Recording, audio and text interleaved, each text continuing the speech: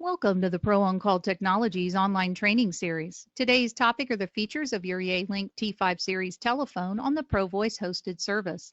I'm Robin Koberling. Let's get started. First, let's talk about each of the buttons that's on your new phone and what that designated function for that button is. There are three types of keys on the phone: flexible keys, soft keys, and fixed keys. The fixed keys across the bottom have a preset function, such as a speaker or hold. Those buttons cannot be changed. The soft keys are the buttons that are located below the display. These also have preset functions, but they change depending on what the phone is doing. When the phone is idle, there are 4 features available, but when I'm on an active call, I get 4 new features to use.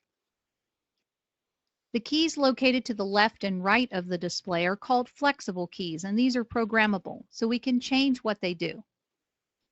Let's delve a little deeper into those flexible keys. Typically, we will program intercom buttons on your phone. These intercom keys will show your extension number, and this is where your incoming and outgoing calls will appear. If you have an active phone call, you'll see a little picture of a handset on that intercom button, and that's where that active call is located. So if I've answered a phone call, it's going to be on one of these keys. If I place a phone call, it's going to be on one of these keys as well. Other features we typically program on your phone include the park feature. There can be one park key or multiple park keys. These are system hold buttons. Because we are using the internet for dial tone, we do not have a line 1, line 2, line 3 key. That means if you answer a call, it will appear on your intercom keys, but nobody else in the organization is going to see it. You're going to have to pick one of 2 methods to get that call to someone else. Either you're going to need to transfer it, or you're going to need to park the call so they can pick it up. If we use the park feature, this will make that button light up, so everyone in the organization with that park key sees that button lit up, and you could then just alert the person that that was their active call. We'll delve even further into park a little later in the presentation. Other keys that we program are a DSS or direct station select and a speed dial or outside telephone number key. Those can appear like either of these in the example. The one that shows Chris in our example would light up red if that person were on the phone. I can also use this key to tap it to call that person, or I can hit the transfer and then that key if I want to transfer a call to them. I can use an outside number or speed dial key that is pre-programmed to transfer calls, or I can manually dial the number. By default, all of the buttons to the left and right on your display are called line keys. The line keys is the actual official name. So if you're going in to look for programming or to change the programming on keys, you'll need to look for line key programming to do that. The only exception is the page icons. Your screen may have more than one page to it. These page icons allow you to change pages for different buttons that could be programmed for different features. You would have up to 3 pages of buttons that you can program. On the soft keys, the example that you see here on the bottom right of the display shows the history, the directory, the DND or do not disturb, and the menu. So these are the features available to me anytime my phone is idle. But when I'm on an active call or a call is ringing in or I'm on a conference call, I have different buttons available to me with the features listed above these buttons. Again, these are the soft keys, and that's why we call them soft keys, because even though they're preset, they do change. Now, the fixed keys at the bottom do not change, and they include a volume bar here on the left side of your fixed keys. This volume adjusts the conversational and the ringing volume for any conversation or ringing call that you have. While you're on the phone with a caller, you can adjust the volume and the phone will retain that level for future calls. When your phone is idle, you can adjust the volume for all incoming ringing calls. If you wish to adjust the volume for just that one call, you can press the volume key up or down while the call is actively ringing. Little secret hint though, there'll be a silence key that'll be one of your soft keys in your display. So if you just need to silence the ringing on that one phone call, you can simply use the silence instead of adjusting the volume. In the middle of the fixed key area is the dial pad, which is standard on any telephone. On the right-hand side are some dedicated features, including the headset, the mute, the voicemail, hold, redial, transfer, and finally the speaker key at the bottom. Please note that the speaker function will pick up a lot of ambient noise because it is a pretty strong microphone on this unit that will allow calls to transmit. So if you have other people standing around you talking, or you're a typer or a tapper, or any other kind of noise that is around you, be aware that when you're on a speaker conversation, that noise will transmit with you. Now that we've talked about what each one of the buttons on the phone is, let's talk about how to use those buttons to manage your calls. Let's start with some basic call management. When an active call rings in, I'm going to do one of three things. I'm going to lift the handset, I'm going to press the answer soft key or the speaker button to answer that call, depending on what I want to have happen. If I press the answer soft key or the speaker button, either one of those will put the call on speaker, which is located underneath of the handset. My voice, again, would be a microphone located typically in this area on your phone. If I lift the handset, that is a private conversation that I'm the only person who can hear. I can switch from handset to speaker, by the way, if I just activate the other feature. So if I've started out on handset and I want it to be on speaker, I just press the speaker key and then I can hang the handset up. To place a call, you can lift the handset or select an intercom key if you like, but you do not have to do either of those things. You can simply begin to start dialing on the dial pad. For internal numbers, you're going to dial your 3 or 4 digit extensions, depending on how your system is programmed. For outside numbers, you're going to do 10-digit dialing. That means area code and the number. Again, you're on the internet, so there is no local and long distance. There is only domestic and international. That means no one if you're dialing a number that's out of state. You also do not need to select a line because you are always on the internet. So when you begin to dial, your call will automatically be processed. There is, however, a 4 or 5 second delay when you finish dialing before the call actually goes. If you're a little impatient like I am, you may want to use one of these options in order to speed up the dialing. You can press the OK button located in the middle of the navigational wheel, or the speaker button located here on the bottom right of the fixed keys. You can hit the pound key on the dial pad or the send soft key, which will be one of your keys here. Any of these functions will speed up the dialing of the call. If you do not press one of those, don't worry, the call is still going to go through, but you will have about a 4 or 5 second pause. That pause is there for people who dial a little slowly. For example, they dial the first 3 digits of the number and then they look away to get the rest of the number before continuing to dial. That's what the pause is for.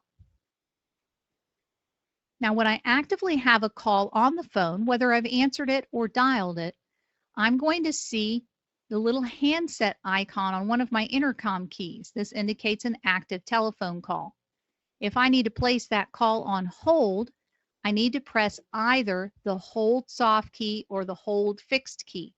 Either one will work and I can use them interchangeably.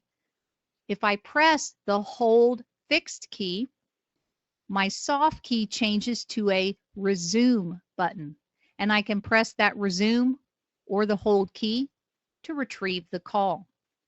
The intercom key where my call is on hold will have a flashing status on the light on the button to the left so that I know that's where my held call is versus any other actively ringing or dialed calls that I'm on.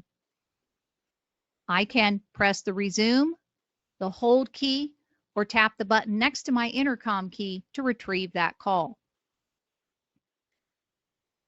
Now we've answered our call and we've known how to put it on hold. but we need to transfer it because it needs to go to someone else. So let's use our transfer key.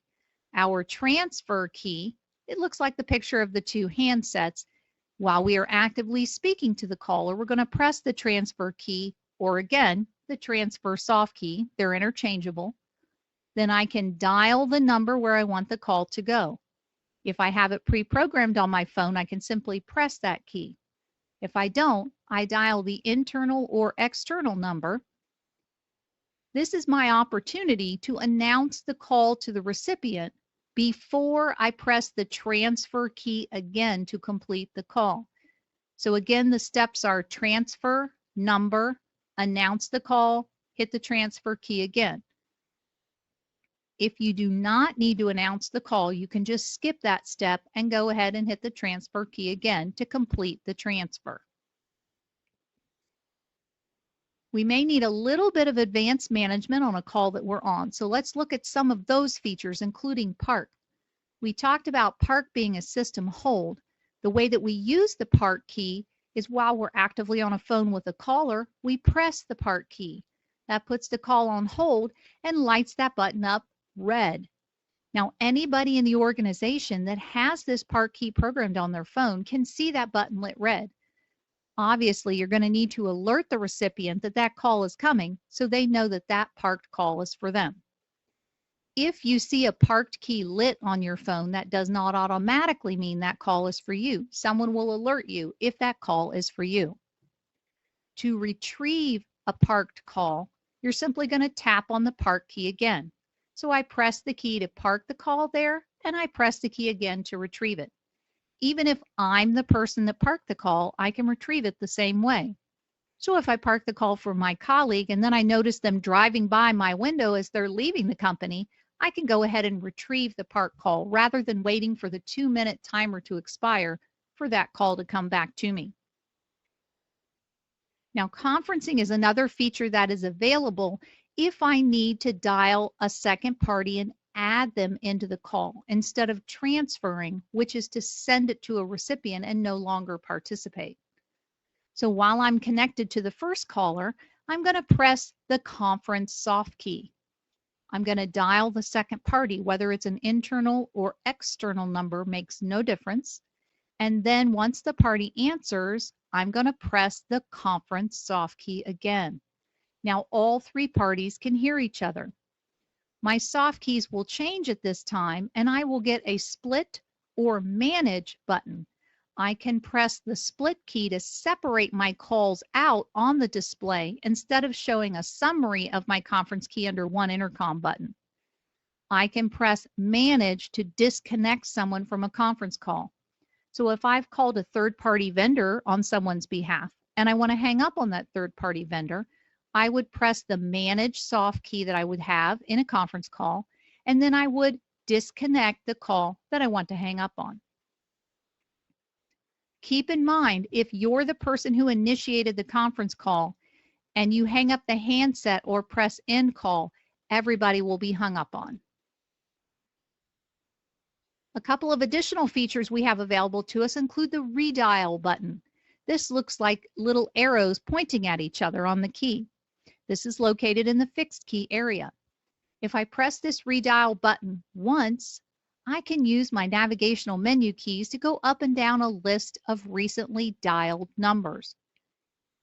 If I want to immediately call the last number that I dialed again, I would press the redial twice, and that would automatically call the last number that I dialed. If I am selecting from a list, I will use my up and down or even my left and right arrows to navigate through the lists of numbers and then press the OK to dial the highlighted number. My Do Not Disturb or DND soft key is another feature that I can use for call management.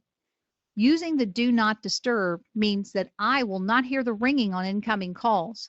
Callers will still hear the ringing, but I will not. Please note, when we get to the series where we talk about the mobile app, this DND does not apply to the mobile app. This applies to your desk phone. To enable Do Not Disturb, I'm just going to press the DND soft key, and then to turn Do Not Disturb off, I'm going to press that soft key again. In the status bar, which is located up here at the top of the display, I will see a little do not disturb indication come up if I'm in that mode. When I disable the D&D mode, that indication goes away. Other features that I have available on the fixed keys includes the mute. The mute mutes my end of the conversation. I like to call this the sneeze key. So if I've got to sneeze, I'm not going to press the hold button. I'm going to press the mute key. That way I can continue to listen to the caller, but they can't hear me until I press the mute again and unmute my end. It is complete silence, so be careful when you're using the mute key. The recipient of your call, if they stop speaking, will hear complete silence. So be sure that you're monitoring that so that you can unmute if needed. I find this key to be very helpful if I'm attending a webinar where I don't need to participate by talking, I'm just listening. There is also a headset button located to the left of the mute key.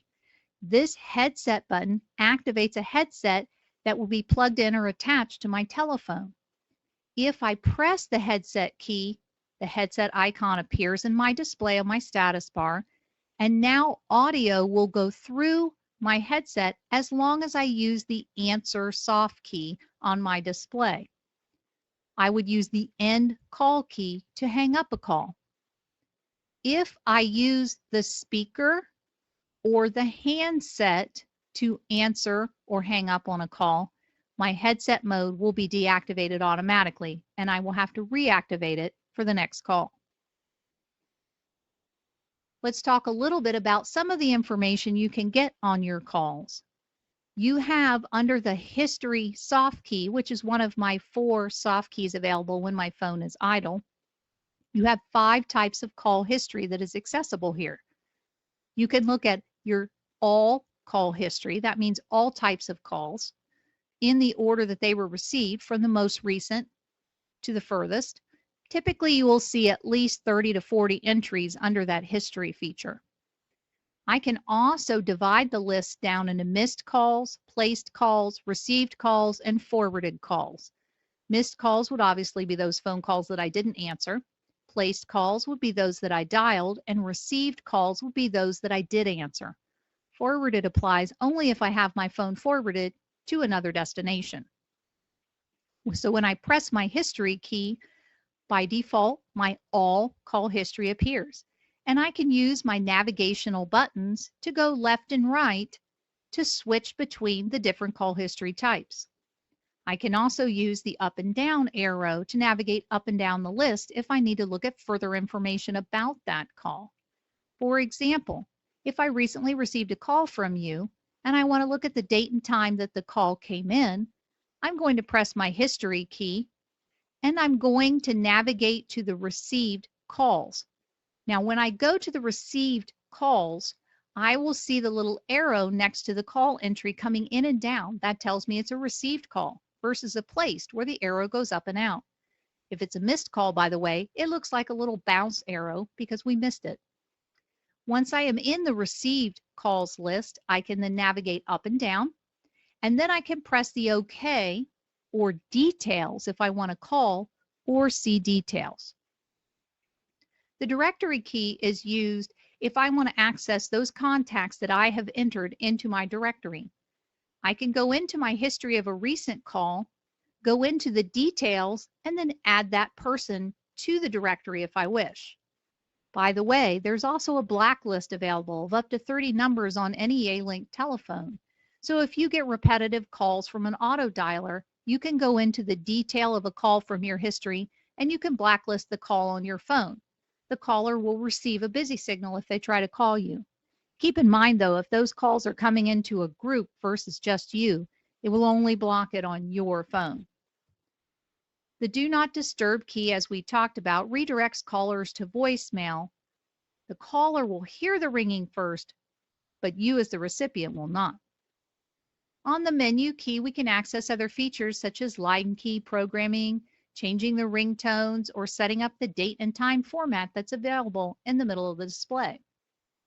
When I press the menu key, I can go into the basic features or settings of my phone in order to change any of these items. As a refresher, the menu or navigational keys are used to go up and down, left and right on the screen, and the OK and the X allow us to select or back out of whatever screen we're in. We appreciate you joining us today. Be sure to take a look at the other videos in this series, including the voicemail or the Cornexa mobile app. You can always visit us online at prooncall.com or call 800-362-6300 if you need support on your ProVoice product.